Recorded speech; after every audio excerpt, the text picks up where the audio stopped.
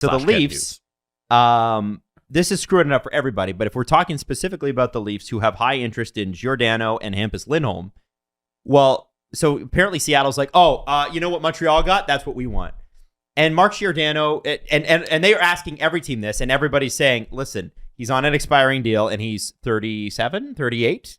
He's a second-round pick. This always confuses me about the Leafs and every other team. Like, when you list the players they're looking at, those aren't the same. Hampus Lindholm and Mark Giordano, those aren't the same. They're not the same. They're not even close to the same. What do you want? I don't know. I think I want quesadillas or cotton candy ice cream. Those aren't the same. No, what are you talking about? Giordano's towards the end of his career. Yes. Just played his 1,000th game. Hampus Lindholm is arguably in his prime, needs a new contract. Yeah, he was Morgan Riley's draft. I think he was the next pick. So apparently what Anaheim wants, because Verbeek wants your best pick, your first round pick, your best prospect, and maybe something else to make the salary work for Hampus Lindholm, which is insane. Yeah. That's an insane ask, and apparently teams have been like, sorry, we'll slow play this one. We're not going to pay that.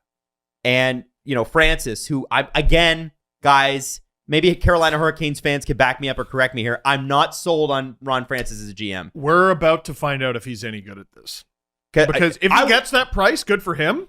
If Giordano was still in Seattle after the trade deadline, I think we have our answer. Oh, I don't think there's any shot he's still in Seattle, but hey, we need a first and a third? Mm-hmm. And then he didn't get that from anybody, and he essentially said to Washington, all right, a second rounder. For a goalie who actually could have helped Seattle. Yeah, they could have just kept him. In a situation where they had even more leverage than they would have before taking him. Because they said, it's this much to protect Vitek Vanacek. And the Capitals said, we're not going to pay it. And so Seattle goes, oh, okay. And they took him. He was Seattle Kraken property. And they sold him back. Yeah, and the Caps go, can we have him back for a second rounder? And they go, sure.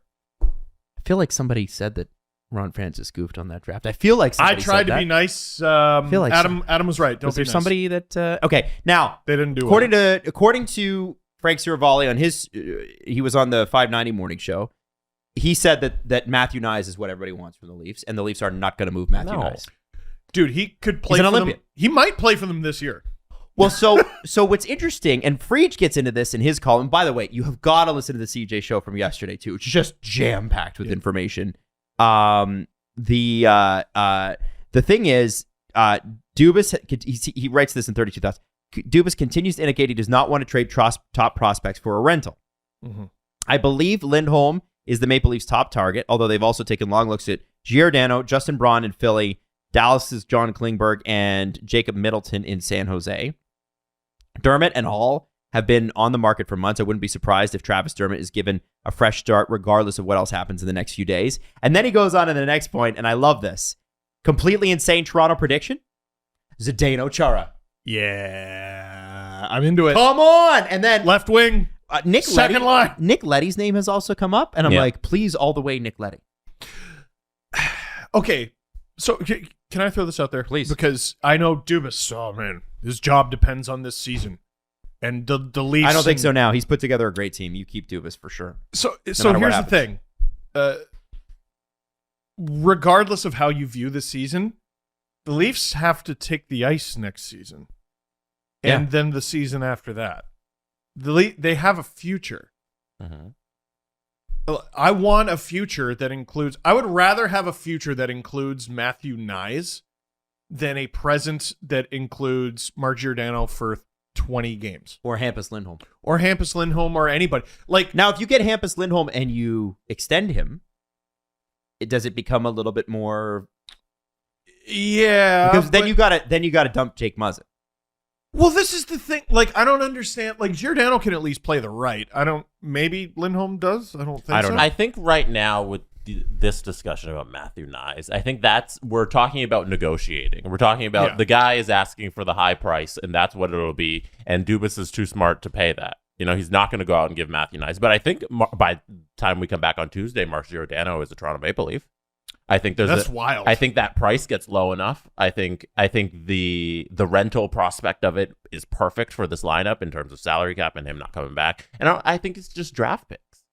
Maybe a low end prospect, but not Matthew Nyes. Picks, I would be cool with picks because I think the Leafs have drafted really well in recent years. They don't need the picks if it means a second round appearance. Yeah, that's the no, only you need to goal. get to the second round. That's the only goal here is getting to the second round. If getting Giordano pushes that bar to like a couple more percent, if that pushes you to 65% likely to get a second round, that's what you need to do.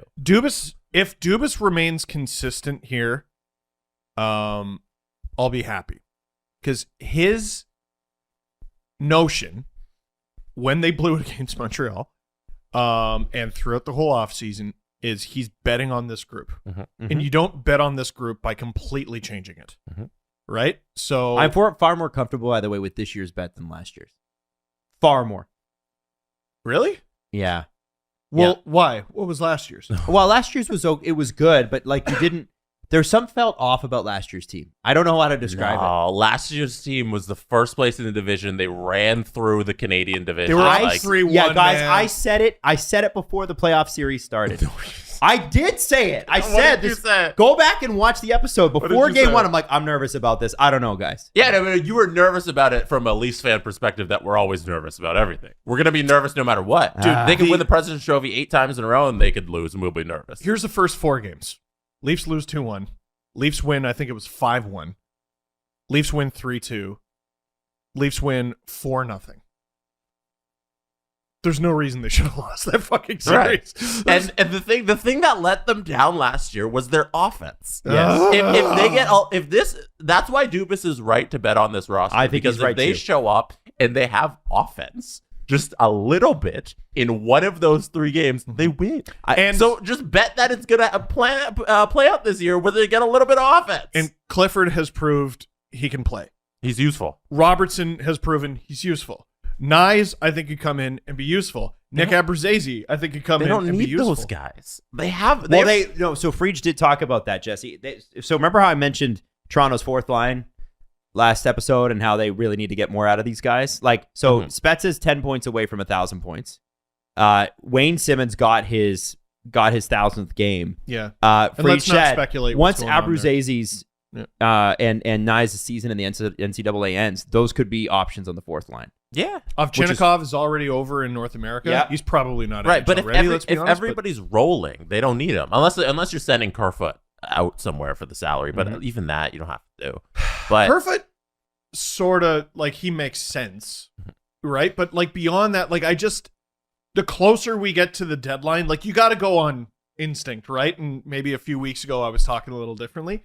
My instinct right now, especially, I mean, you're not supposed to make assumptions based on such small sample sizes, but after last night, after the past couple games, selling the farm doesn't make sense. No, it doesn't. The prospect farm. Well, because the prospects are ready to go. No. They can play. Don't do that. Yeah. You've done a good job. Dubas has done a good job. Keep them. Yeah. The Panthers selling the farm makes total sense. Yep. Dude, you've been in first place this entire year. It sounds like they're about to add, they just got Ben Sherratt, but they could potentially add Claude Giroux to what is already literally the best offense in the National Hockey League. But the thing is, because Colorado's got the better offer on the table as of this morning. But that's according to Friedge. But basically what the Philadelphia said is, listen, Florida, if you put a comparable deal on the table, we'll give him to you. He wants to go to Florida. We want to do right by him.